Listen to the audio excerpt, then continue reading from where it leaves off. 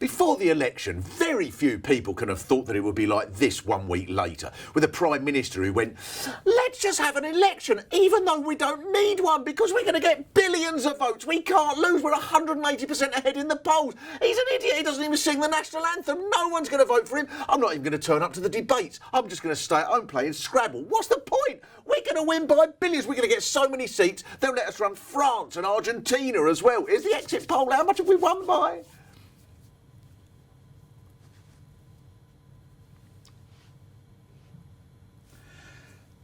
Hello there, Mrs. May. Is there anything I can do to help you at all?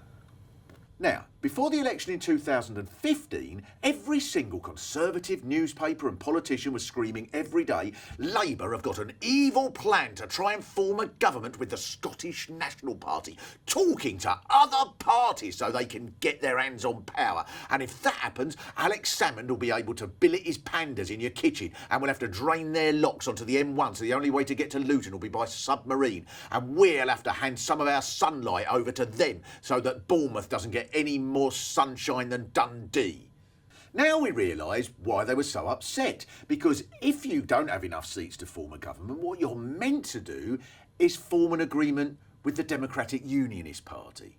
Now, unlike the SNP, who emit extremist policies such as scrapping tuition fees and installing a new one-way system in Falkirk, the DUP have got just moderate proposals, such as strolling through built-up Catholic areas, singing jolly songs about the day in 1682 that every local Catholic was fed to a tiger.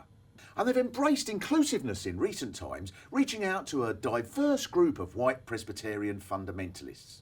They've even adopted some Catholic values. For example, insisting that abortion is a sin for which the Lord will exact mighty vengeance, raining down in unimaginable fury upon the heathen, filthy, dirty vermin who dare to have anything to do with it.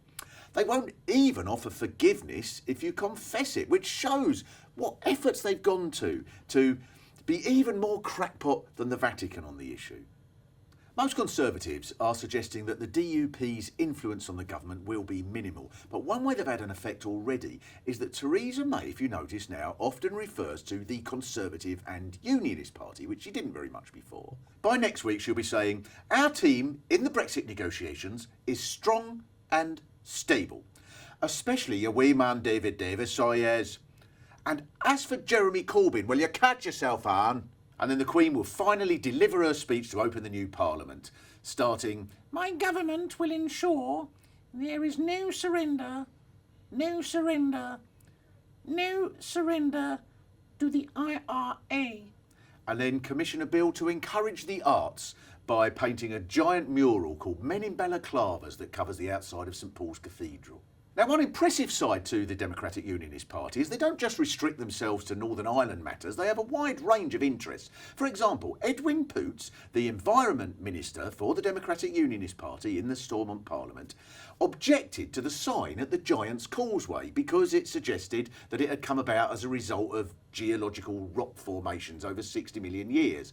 And that was nonsense, he said, because the Earth was only 6,000 years old, as stated in the Bible. So the Queen's speech might include a bill to remove the dinosaur skeletons from the Natural History Museum, as dinosaurs didn't exist anyway, and they'll be replaced by a lovely display of flutes. Even the procession before the Queen's speech will be much more colourful than normal, as the equerries will abandon their boring red tunic and wear a bright orange sash.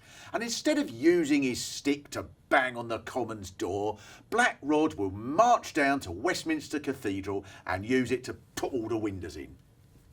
Even so, the new government is a delight, because normally governments take about 3 years to start fraying, and even then over predictable issues such as Europe. But this one can fall apart at any minute in 100 different ways, and will probably collapse after an argument between Liam Fox and Kenneth Clarke about how many raisins to put in a scone.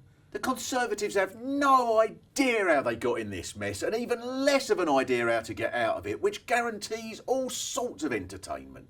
Now, strangely, I was on the radio on Sunday with Ian Duncan Smith, and he delivered this 3-minute speech about how essential it was that all Conservatives maintain unity in these difficult times. And then the presenter said, well, what about Nicky Morgan, the ex-education secretary? I mean, she's just called for a leadership election. And Ian Duncan Smith said, well, yeah, that's typical of her. She's always doing things like that, isn't she? And then they played in an interview of Michael Heseltine, and Ian Duncan Smith spent the whole time muttering through it, going, the man's a fool. I don't know why they interview him. He's a fool. He's an idiot, you know. Fool. Utter fool. So the unity they seem to be after is one in which all Conservatives jointly agree that they should all blame everybody else for being the steaming bunch of twats who ruined everything. And I'd give it about a month before the DUP go, we can't stand Carlash and with these. They're an irrational bunch of extremists.